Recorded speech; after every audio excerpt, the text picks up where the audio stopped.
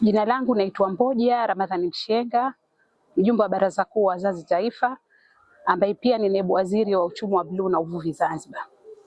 Katika ziara yetu hii ya leo tumetembelea maeneo mbalimbali kuona ni namna gani utekelezaji wa ilani ya Chama cha Mapinduzi unatekelezwa kwa vishindo. Tumetembelea kiwanda cha VETA.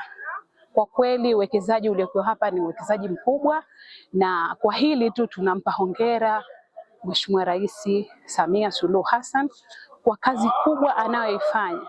Lengo la kuwepo kiwanda hichi ni kuweza kupata vijana wetu ambao wataweza kuajirika na pia kuajiriwa.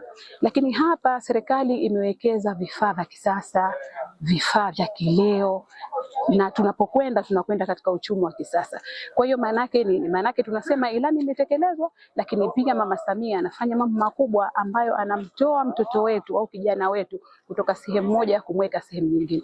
Kwa sasa hivi vijana wetu wataweza kuajiriwa, lakini pia wataweza kuajirika. Tumedhamiria, tunaboresha elimu yetu.